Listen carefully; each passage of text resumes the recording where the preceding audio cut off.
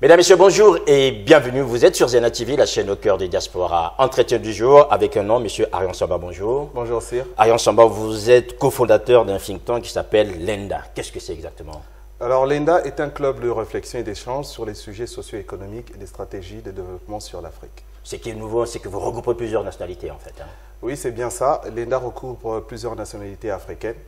Et nous travaillons aussi en parallèle avec plusieurs associations africaines. Alors, certains se demanderaient, c'est quoi l'ENDA finalement? C'est pas du franco-français, c'est peut-être quelque chose qui nous vient de l'autre côté de la Méditerranée.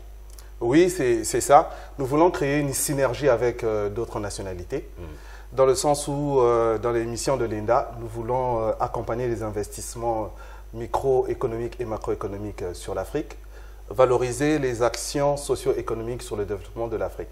Et dans un autre temps aussi, nous proposons des solutions adéquates sous divers angles de gestion, à travers la mobilisation de plusieurs spécialistes en économie, en gestion c'est-à-dire en mercatique, en comptabilité et, voilà, et d'autres spécialités. Certains nous demanderont que veut dire l'ENDA. Alors, l'ENDA, c'est un nom que nous avons cherché avec Marien Fonengombe, qui est cofondateur de l'ENDA comme moi. Nous avons voulu créer un parallèle avec ce qui serait une action concrète sur le terrain. Ouais. Donc, nous n'avons pas voulu que l'ENDA reste simplement un échange formel de spécialistes économiques. Nous ne voulons pas que tout ce que nous allons dire dans nos échanges soit un prêche dans le vent. Et nous avons réfléchi sur un nom qui pourrait résonner à plusieurs nationalités au Congo-Brazzaville. Alors, l'ENDA, pour certains, c'est réussir. L'ENDA pour faire quelque chose de concret. Voilà. Donc, nous avons choisi l'ENDA pour dire que lorsqu'on va faire un projet, on va réussir, on va aller jusqu'à la fin. Aller jusqu'au bout. Voilà, on aura quelque chose de tangible. Voilà, quelque chose de tangible, Arion Samba, on se pose quand même la question parce que les think tanks à vocation africaine, ça court les rues, dans Paris, un peu partout. Oui. Alors concrètement sur le terrain, vous faites quoi? Alors, l'ENDA, concrètement sur le terrain, nous avons des projets qui sont en incubation. Je n'en dirai pas beaucoup plus. Oui. Nous avons un projet d'incubation avec l'AFD, qui est l'agence française, avec l'agence française de développement. Alors, nous prenons une devise dans la formation qui est apprendre pour transformer et apprendre pour créer. Alors, apprendre pour transformer, par exemple, dans l'agribusiness, dans l'élevage. Et pour les personnes qui feront gestion, pourront aussi créer des entreprises. Parce que nous pensons aussi que le citoyen a besoin de se prendre en main, ce qui est très intéressant afin de créer des richesses. Parce que aussi, le positionnement de l'ENDA, c'est d'aller dans l'économie réelle, dans l'économie locale. Donc, nous prenons une production de richesses. D'accord. Production de richesse. Est-ce que l'ENDA prône finalement la fin de l'État-providence? Dans un sens, oui, parce que nous vivons actuellement dans un monde libéralisé. Nous avons une mondialisation et à travers la mondialisation, on ne parle plus de frontières douanières, sauf s'il s'agit d'un État qui est assez protectionniste, mais ce n'est pas le cas dans divers pays africains.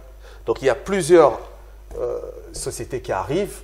Et on va dire qui tue l'économie locale. On peut avoir un grand investisseur qui est bien armé avec son matériel, par exemple de l'agriculture, qui va venir tuer l'économie de subsistance d'un citoyen lambda. Et donc pour ce fait, nous prônons bien sûr l'auto-entrepreneuriat, oui, voilà, dans divers domaines, et ce, dans l'accompagnement des spécialistes de l'ENDA. Alors il faut quand même dire que l'ENDA regroupe des hommes et des femmes qui sont spécialisés dans leur domaine, dans l'économie, tel que vous avez dit. En fait. Oui, c'est bien ça. Nous avons des hommes et des femmes qui sont spécialisés dans l'économie. Et d'ailleurs, dans les échanges que nous allons faire très bientôt, oui, pour ne pas anticiper à la question future. Non, allez-y. Voilà, celle du 16, nous disons que nous devons capitaliser sur les échanges que nous aurons. Et l'ENDA, de ce fait, sera un vivier ou un tableau de bord d'informations actualisées de l'économie sur l'Afrique. Très bien, nous allons commencer déjà par aborder avec vous cette sortie. Ça sera votre sortie officielle le 16 décembre prochain à Paris, autour, en fait, je dirais, d'une conférence des hommes sur une thématique assez particulière, c'est la diversification de l'économie en Afrique. Alors, Arion Samba, quand on entend ça, on se dit, tiens, ces gens-là n'ont pas inventé la roue, puisque la diversification, on en parle depuis des années. Charles Madédé, dans son livre, évoque même ça depuis des années 50. comment se pose aujourd'hui, avant que nous allions dans le concret de cet événement, comment ça se pose aujourd'hui la question de la diversification? C'est quoi le problème en fait? Nous avons remarqué dans les pays subsahariens, de la diversification, on a ce qu'on appelle une spécialisation, qui est le contre-pied de la diversification, donc une spécialisation dans l'exportation des matières premières, donc notamment le pétrole. Alors, cette spécialisation de l'exportation des matières premières a créé un grand désarroi de l'économie.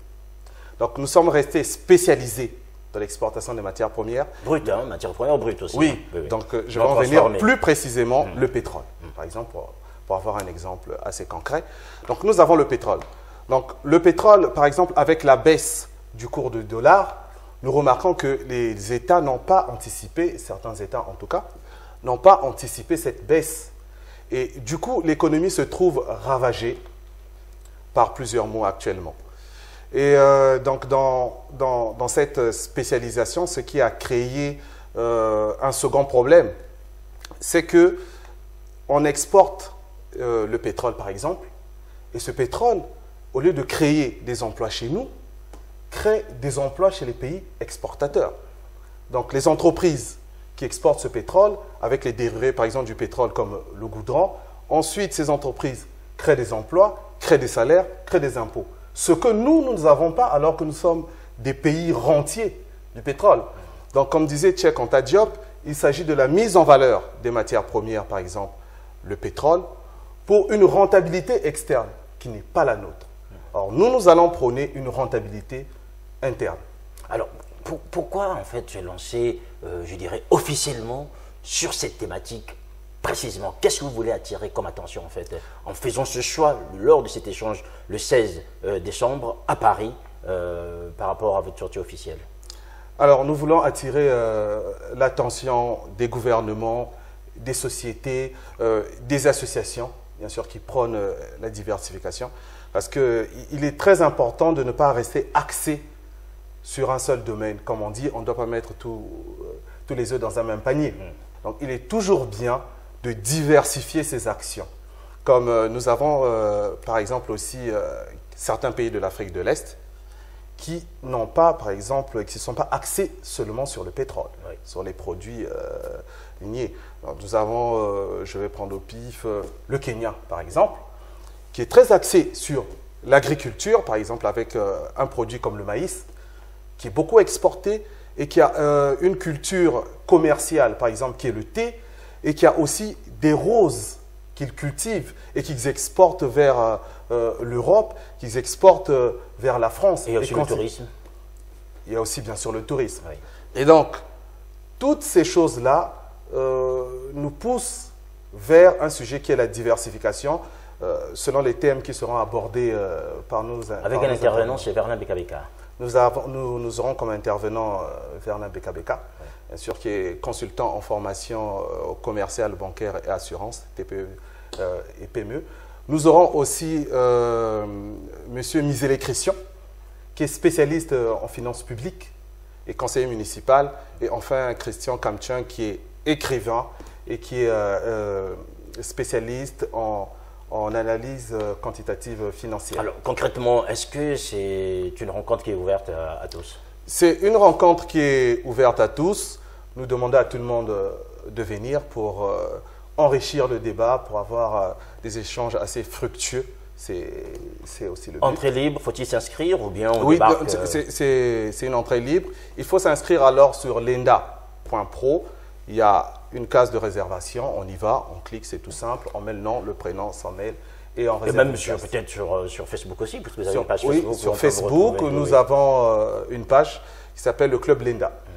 Alors, concrètement, les gens qui vont venir là, ils vont se dire, bon, on va aller participer, on va aller apporter notre contribution. À la fin, on va faire quoi de tout ça? Parce que les rencontres autour des problématiques africaines, à Paris, c'est pas ce qui manque. Après, on fait quoi de tout ça? Voilà, la différence de notre positionnement, c'est cela.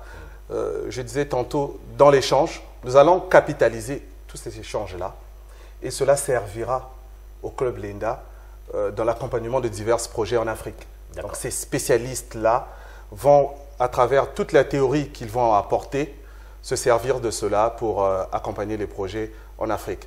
Donc cela va se passer souvent comme ça. Ça se passe où? Ça se passe à Opéra. Donc, dans un lieu, c'est assez restreint. Hein. Il faut quand même dire que les gens qui nous suivent, que ceux qui veulent y venir, il faut réserver peut-être le plus rapidement possible, puisqu'il n'y aura pas de la place pour tout le monde. Merci de le dire. Alors là, nous avons une capacité de 40 à 50 places, assises bien sûr. Et là, les réservations, déjà, nous sommes à 35, je pense, de mémoire. Nous sommes à 35, donc il faut réserver. Il ne reste plus assez de place, donc il faut réserver assez vite. Voilà, réserver assez vite, mesdames, messieurs. Ben, je vous remercie, monsieur Arian Samba, d'avoir pris le temps de venir ici, nous parler de l'ENDA et surtout de cet événement qui va avoir lieu le 16 décembre prochain à Paris. Merci, c'est moi. Voilà, mesdames, messieurs, vous avez suivi cet entretien du jour avec Arian Samba, donc qui est cofondateur du think tank l'ENDA, qui va faire sa sortie officielle le 16 décembre prochain à Paris, autour d'un thème, la diversification des économies en Afrique subsaharienne, avec un intervenant principal, monsieur Verlin Beka, qui sera bien sûr entouré de Christian Kamtchuk et de monsieur Christian Milébé, qui est lui-même aussi économiste et surtout élu d'une commune pas trop loin de Paris. Merci à Noko Kumunga Koso, merci à vous aussi. Nous espérons peut-être vous retrouver le 16 prochain du côté de, vous avez bien compris, Paris Opéra, afin de participer à cette sortie officielle et autour de cette rencontre avec le Club l'ENDA. Merci, portez-vous bien, on se retrouve la prochaine fois. Au revoir, le programme des ENDA TV continue.